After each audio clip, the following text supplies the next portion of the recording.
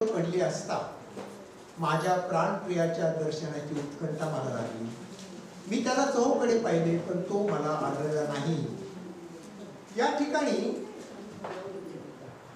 रात्री ती त्याला शोधण्याचा प्रयत्न करत आहे, परंतु तो निघून गेलेला आहे. तो निघून गेलेला आहे. ती शय्येवर पडून राहिलेली आहे. या ठिकाणी एक पहा की बराच काळ त्याचा अनुभव किंवा त्याचा भास ती घेत आहे, त्याच्यावरील विश्वास ती दाखवत आहे, परंतु या ठिकाणी ती शय्येवरून उठून गेली नाही. आम्हाला आळस प्रिय असतो, आम्ही आमची शय्या सोडत नाही. मला आळस प्रिय आहे काय? त्यानंतर मी भिंतीच्या आत आहे काय? मी खाटेवर आहे काय? केवळ खाटेवर बसून आणि खाटेवर बसून मांड्या घालून प्रार्थना करून ख्रिस्त मला मिळावा अशी अपेक्षा मी करत आहे. शय्येवर पडून आहे. हा, ती एक म्हण आहे आपल्याकडे. तेव्हा आम्हाला त्याचा ध्यास लागला पाहिजे.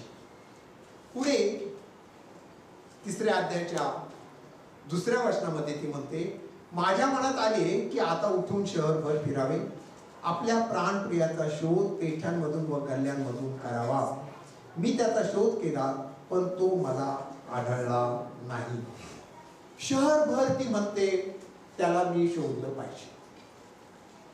प्रभू जर तुमच्या घरात नसेल तर तुमच्या घराजवळ असेल, घराजवळ नसेल तर तुमच्या आसपास असेल, आसपास नसेल तर शहरात असेल. प्रभू तुमचं गाव सोडून जात नाही, कारण त्याला तुमची ओढ लागली आहे. त्यानंतर तुम्ही त्याला शोधा. वेगवेगळ्या ठिकाणी तुम्ही त्याला शोधलं पाहिजे. चर्चमध्ये नाही मिळाला, सेमिनारमध्ये मिळेल. सेमिनारमध्ये या. अनेक वक्ते उत्कृष्ट रीतीने प्रभूचं वचन सांगतात. ती म्हणते की आता उठून फिरावे असं माझ्या मनात आलं, की आता आराम फार झाला, आता मला चैन पडत नाही. मला हे भासलं पाहिजे की मी खूप आराम केला, आता मात्र मी जायलाच पाहिजे. एक रविवार नाही गेले, दुसरा रविवार नाही गेले, तिसरा रविवार नाही गेले, नाही आता मात्र चर्चला जायला पाहिजे. आराम फार झाला. आणि मग ती बाहेर पडली. पेठेतून गल्ल्यांमधून मी फिराले, बाजारपेठेतून कधी रात्री, गल्ली बोळातून ती फिरली. कुणासाठी? तिच्या वल्लभासाठी. आणि तिने त्याचा शोध सुरू केला. नगरात फिरणारे जागले मला भेटले. मी त्यांना विचारले, माझा प्राणप्रिय तुम्हास कोठे आढळला काय? तिने जागल्यांना विचारलं की माझा प्राणप्रिय तुम्हाला कोठे आढळला काय? आता एक लक्षात घ्या, ती कोठे आहे? राजदरबारात आहे, राजाच्या राजदरबारात आहे. इतर स्त्रिया सुद्धा राजाच्या तिथे आहेत, परंतु तिला त्याचा ध्यास लागल्यामुळे ते चित्र तिच्या नजरेसमोर आहे. आणि जागल्यांना ती म्हणते, मी विचारलं, आता आम्ही स्वर्गाची वाट धरली पाहिजे,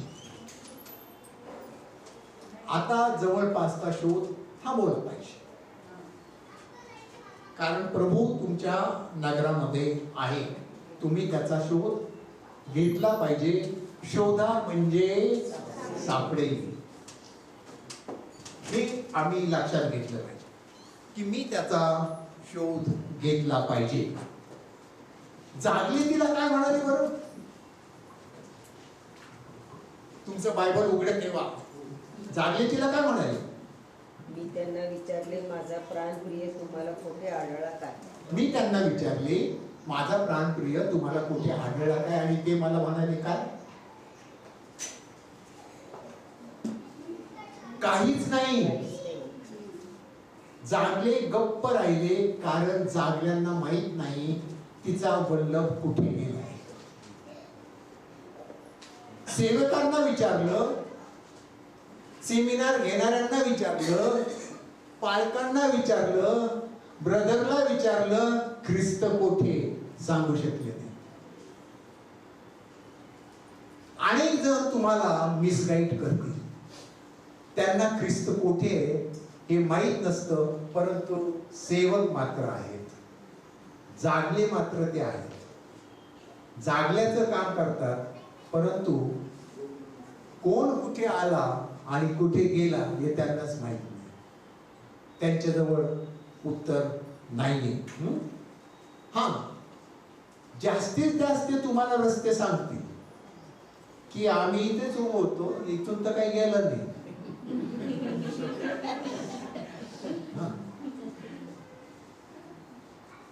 ईस्टरला किती मजा येते सकाळी 5 वाजताच.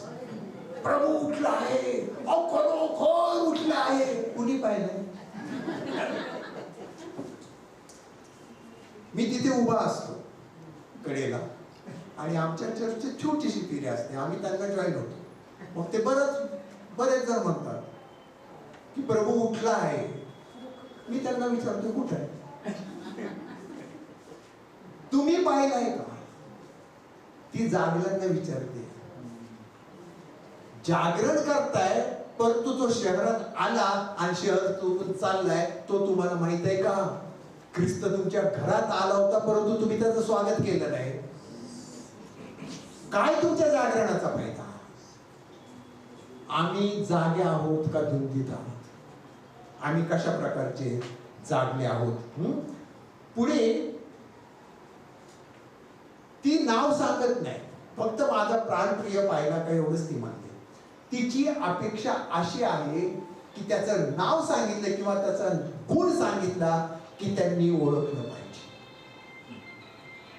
आम्ही ख्रिस्ताचे गुण इतरांना सांगावेत, लोक आपोआप ओळखतील. ती म्हणते की पुढे मी त्यांना सोडून अंमळ पुढे जाते, तो माझा प्राणप्रिय मला भेटला. जागल्यांना विचारलं त्या कोपऱ्यावर, ते गप्प बसले. माझा प्राणप्रिय तुम्ही पाहिला का? तुम्ही जागे आहात, रात्रदिवस प्रार्थना चालल्यात गुडघ्यावर टेकून, उपास धरलाय तुम्ही. प्रभू भेटला ना? त्यांना भेटलेला नाहीये. जाऊ द्या, ती म्हणते. पुढे आले, प्रभू भेटला. जिथे उत्तर मिळत नाही तिथे थांबू नका. जर या सेमिनार मध्ये तुमचं समाधान होत नसेल, पुढच्या सेमिनारला येऊ नका. जर तुम्हाला जिथे उत्तर मिळत नाही तिथे थांबू नका. आणि त्यांच्यावरती विसंबून राहिले नाही. कुणावर विसंबून राहू नका. स्वतःच्या प्रयत्नाने तुम्हाला ख्रिस्त मिळेल, जरूर मिळेल. होय, जरूर मिळेल. लगेचच भेटला ती म्हणते, लगेच भेटेल. केवळ ब्रदरच्या प्रार्थनेवर विसंबून राहू नका. ब्रदर, प्रार्थना करा. उद्या पेपर आहे, अभ्यास केला झालाच नाही, खूप काम. मग तुम्ही प्रार्थना करा, मी पेपरला जातो.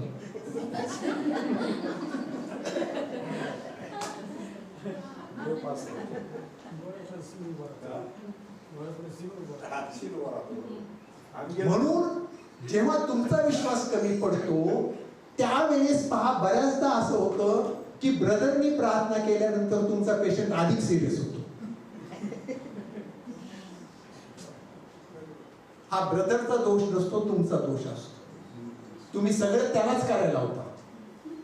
तुमच्या प्रार्थना कुठे आहे? तुमची हाक कुठे आहे? त्या लेकरांना सगळे हॉर्न ऐकू येत असतात, ते नको असतात. बापाचा हॉर्न ऐकू यायची गाण्याचा. माझ्या वल्लभाचा शब्द ती म्हणते, तो पहा माझ्या वल्लभाचा शब्द. त्याची आस तुम्हाला लागलेली असू द्या. आणि मग ती म्हणते, प्राणप्रिय मला भेटला, मी त्याला धरून ठेवला. माझ्या प्रियाला मी धरून ठेविले, मी त्याला आपल्या मातृभूमी, आपल्या जननीच्या कोठडीत आणीपर्यंत सोडिले नाही. ख्रिस्ताला धरून ठेवा. तुमच्या घराची भेट त्याला घडवा, बोलवा. प्रभू केवळ तुझे आशीर्वादच नको, तू स्वतः आमच्या घरात. लोक म्हणतात, प्रभू तुझे आशीर्वाद आम्हावर पाठव, तू बाहेरच राहा, दरवाजा तोडवर. त्याला आत बोलवा, त्याला सोडू नका. आणि त्याला आपल्या जननीच्या कोठडीत आणले. जननी माता, मदर चर्च, मातृमंडळी, की ज्याच्यातून ही घडली शुलेंकरी. केवळ प्रभू तू मलाच नाही, तर त्या चर्च मध्ये सुद्धा तू पाहिजेस. तिथे आणूपर्यंत त्याला सोडू नका, त्याला घट्ट धरून ठेवा. आणि ही देवाची मंडळी आहे. पुढे तो म्हणतो, परत 5वं वचन जसं तसं आहे की यरूशलेम कन्यांनो, तुम्हाला मृगींची आणि हरिणींची शपथ. मृगींची आणि हरिणींची शपथ हे जे आहे ना, मृग हे निरागस आणि आकर्षण करणार असतं. त्याची दौड, हरिणींची रानातील सौंदर्य यांनी तुम्ही आकर्षित होता. ते वनाचं सौंदर्य असतं. जगातील ज्या गोष्टी तुम्हाला सुंदर दिसतात, ज्या तुम्हाला ओढून घेतात, त्यांची शपथ तुम्हाला, ज्या तुम्हाला मोलवान वाटतात ना, त्या वस्तूंची शपथ आहे तुम्हाला, की आमच्या प्रेमामध्ये, देवाच्या आणि माझ्या प्रेमामध्ये व्यत्यय आणू नका. आणि ती म्हणते की मी त्याला सोडिले नाही. सर्व विश्वासणारे एकत्रित मिळेपर्यंत आम्हाला देवाला सोडायचं नाही. गलातियर्स पत्र 4 अध्याय आणि 26वं वचन आहे. त्या ठिकाणी संत पाऊल म्हणतो की यरूशलेम ही आपली माता आहे आणि त्या ठिकाणी आपण सर्वांनी असावं. ती आस आम्हाला लागली पाहिजे. 4:26, गलाती 4:26. 5व्या वचनामध्ये पहा की आम्हाला तू स्थिर असू दे, व्यत्यय आणू नका, व्यत्यय आणू नका, घाई करू नका. बऱ्याचदा आई वडिलांना लेकरांच्या लग्नाची घाई असते. लेकरू किती कमवतं नाही, घरीच आहे, लग्न केल्यानंतर चट जाईल. कसलं चट, लेकरू पटकन पडतं. नोकरी असलेल्या मुलाशिवाय मुलगी देऊ नका. तिचं भवितव्य स्वतः लुळ करू नका. करील, जमीन आहे, तो काय करतो ते पहा. आदामाला भरपूर होतं, पण देवाने त्याला काम करायला सांगितलं. भरपूर काम करून घेतल्यानंतर बऱ्याच नंतर कालावधीनंतर मग बायको दिली. आम्हाला काम नको असतं, बायको आधी पाहिजे असत.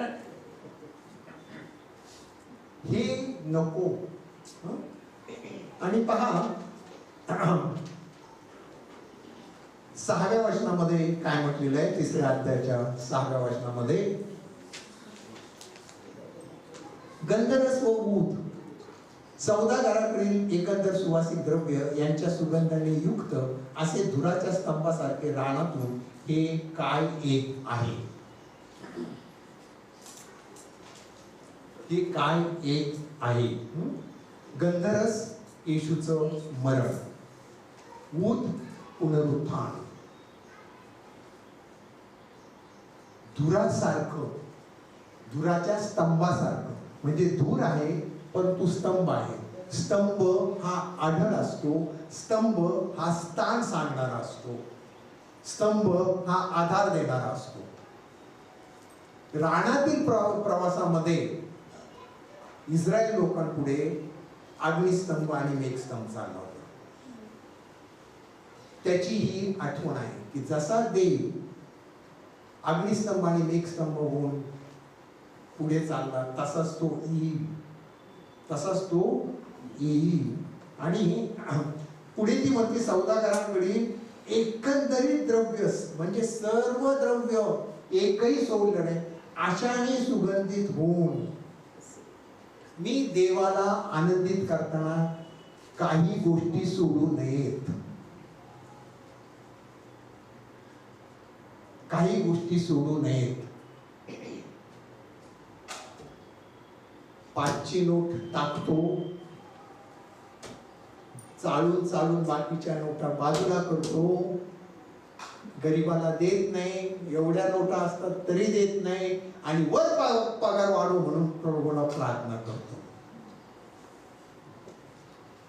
ही जी वृत्ती आहे ती सोडून द्यायला पाहिजे.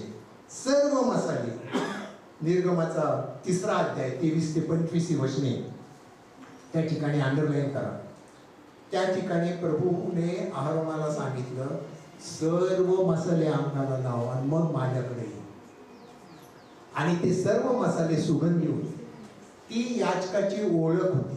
त्या मसाल्यांनी देव आनंदित होत होता त्या सुगंधाने, आणि तो ओळखत होता की माझा याजक आता माझ्याकडे येत राहिला, तो सुगंध आला. ही ओळख पाहिजे. आमची ओळख काय आहे? आमच्याजवळ कोणता सुगंध येतो? क्रिसमसच्या दिवशी आमच्या जवळ सुगंध येतो आणि आम्ही वर मानेने सांगतो आज क्रिसमस आहे ना. निर्गमाचा 3रा अध्याय 23 ते 25 वचन त्या ठिकाणी मसाले सांगितलेले आहेत. 7वं वचन पहा, ती शल्मोनाची पालखी येत आहे, तिच्या बरोबर 60 वीर पुरुष चालत आहेत, ते इस्रायलाच्या वीर पुरुषांपैकी आहेत. Very meaningful. कोणी सांगू शकाल का तुमच्यापैकी ज्यांना शिकवलंय मी ते? 60 वीर पुरुष, इस्रायलचे वीर पुरुष सांगू शकाल का प्लीज? त्याच्यातून बोललेले आहेत सर. त्याच्यातून बोललेले आहेत.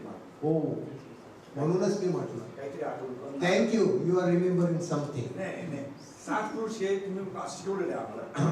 सॉरी, लक्षात नाही आता काय. मेना येत आहे. काही बायबलमध्ये म्हटलेलं आहे पालखीच्या ऐवजी मेना. देवाचा कोश मेन्यातून न्यायचा होता. मेना म्हणजे देवाची समक्षता होती, कारण देवाचा कोश दिसत नव्हता, मेना दिसत होता. तो झाकलेला असायचा आणि याचक लोक ते घेऊन चाललेले असायचे. ते लक्षण होतं की इथे प्रभूची समक्षता येते आहे, माझ्याकडे प्रभू येत आहे याची लक्षणे तो दाखवतो. ती म्हणते हा कुणाचा मेना येत आहे. तिच्या बरोबर 60 वीर पुरुष चालत आहेत. देवाचा कोश आहे, देवाची समक्षता आहे. निवास मंडपाला 60 स्तंभ होते. 10 उत्तर दक्षिण, 2 बाजूने 10-10, आणि पूर्व पश्चिम 20-20, 20-20 40 आणि 20-60. आणि हे स्तंभ देवाच्या पावित्र्याचं रक्षण करत होते. लोकांना ते पावित्र्य दिसत नव्हतं. या पालखीमधून वधूसाठी लग्नानंतर चा जो पलंग आहे दिलेला आईबापांनी तो जात आहे, तो परमेश्वराने पवित्र केलेला आहे. नीतिसूत्र सांगता अंतरून स्वच्छ असा. त्याच्याकडे शुद्धतेने पहा. आम्ही आमचं लैंगिक जीवन वेगळ्याच विचारांनी पाहतो. तो जो पलंग आहे त्याच्याकडे पावित्र्याने पहा. तो जो देवाचा कोश होता तो खाजगी होता, सार्वजनिक नव्हता. तुमचं खाजगी जीवन सार्वजनिक करू नका, त्याचं प्रदर्शन मांडू नका जगापुढे. हे ती शुलेमकरी सांगत आहे की जे तुमचे संबंध असतात ते पवित्र आहेत. परमेश्वराने तुम्हाला दिलेली देणगी ही बाजारात वाटत फिरू नका. सॉरी टू से दॅट, परंतु आजचे तरुण तरुणी हे करतात. ती म्हणते तो मेघा झाकलेला आहे. ते जीवन तुमचं गुप्त परमेश्वराशीच पाहिजे, झाकलेलं पाहिजे. पुढे पहा, ती म्हणते की 60 पुरुष आहेत, वीर पुरुष. ते 60 खांब लाकडाचे होते, चांदीच्या उकळीवर उभे होते आणि डोक्यावर सुद्धा चांदीने झाकलेले होते. आणि ते पवित्र जन देवाच्या कोशाचं रक्षण करत होते. इतर जर करू शकत नाही. झाड्या झुडपांना मंडप लावला नव्हता, त्या खांबांना लावलं होतं. ते 60 जण नीतिमानांचं प्रतीक होते की ज्याच्यासाठी देवाने खंडणी भरलेली आहे. ते चांदीवर उभे होते. आमच्यासाठी देवाने खंडणी भरलेली आहे. ज्यांच्यासाठी देवाने खंडणी भरलेली आहे ते देवाचं पावित्र्य घेऊन तुझ्याकडे येत आहेत. ती वरात आहे. आमच्या वरातीत कसे नाचतात? डीजे कसा असतो? त्या नवऱ्या मुलाला कसं उचलून घेतलं जातं, त्या नवरी मुलीला कसं उचलून घेतलं जातं? पावित्र्य कुठे? पावित्र्य कुठे? ही शुलेमकरी म्हणते रानातून तो मेना येत आहे. रानातून म्हणजे आली अडचणीवर मात करून देवाने तुझं जीवन आता विवाहाकडे लावलेलं आहे. आणि तो विवाह जगातल्या मुलीशी नाही, त्याच्याशी स्वर्गीय विवाह आहे. तो मेना तुझकडे येत आहे. दॅट इन्व्हिटेशन कार्ड सेहरा सजा के रखना. तो प्रभू तुमच्याकडे येत आहे. आणि ती म्हणते की ते सर्व खड्गधारी युद्धप्रवीण आहेत. रात्रीच्या समयी प्राप्त होणाऱ्या भयास्तव प्रत्येकाच्या कमरेस तलवार लटकत आहे. रात्र संकटाचं चिन्ह आणि संकटांवर मात करण्याकरिता देवाच्या वचनाची दुधारी तलवार तुमच्या जवळ हवी आहे.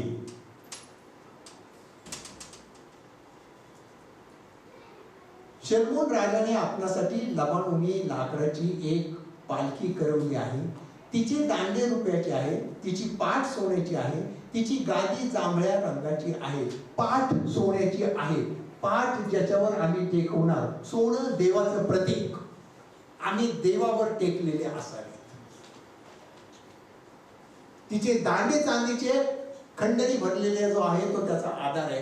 त्याच्यावर आमचं जीवन पाहिजे आहे. आणि तिचा अंतर्भाग, तिची गादी जांभळ्या रंगाची आहे. जांभळा रंग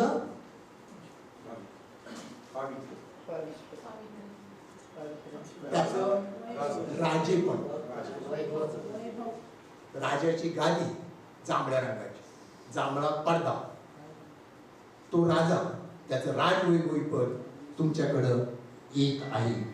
आणि अंतर्भाग येरुशलेमच्या कन्यांनी सुशोभित केलेला आहे. मगाशी मी तुम्हाला सांगितलं की भुईकमळ आणि कन्या हे देवाचे निवडलेले लोक आहेत. त्या पालखीमध्ये, त्या मेन्यामध्ये देव त्याच्या लोकांना घेऊन येत आहे. सावध हो वरई प्रभू येशू ये अंबरी. दूतांच्या फौजा घेऊन मारितो हाक तुझा. तो मेना तुझकडे येत आहे, तू सावध आहेस का? आणि रात्र हे अज्ञानाचं सुद्धा प्रतीक आहे. रात्र हे अज्ञानाचं सुद्धा प्रतीक आहे. तर रात्र हे अज्ञानाचं प्रतीक आहे. आणि सियोन वाचलेले कन्यांनो, बाहेर या, शर्मून राजास पहा.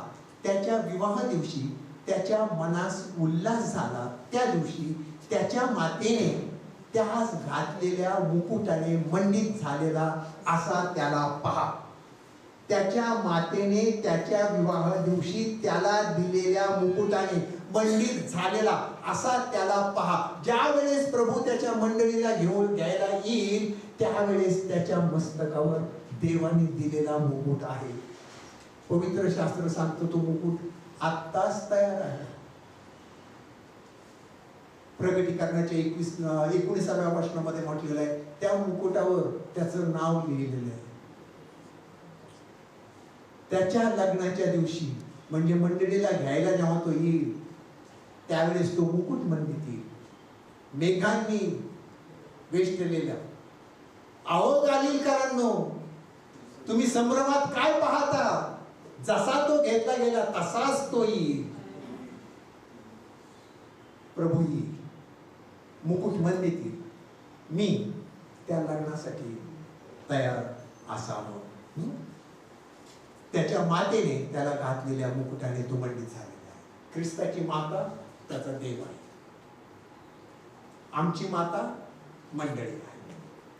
आणि ख्रिस्त गुरुमाऊली हे दोघे एकमेकांपासून विभक्त नाही. ख्रिस्त आणि त्याची मंडळी विभक्त कधीच होऊ शकत नाही. जसं त्रैक्य विभक्त होऊ शकत नाही तसं ख्रिस्त आणि त्याची मंडळी विभक्त होऊ शकत नाही. आणि म्हणून मी आणि ख्रिस्त विभक्त होऊ नये. आम्ही त्याच्याशी संलग्नच असलो पाहिजे.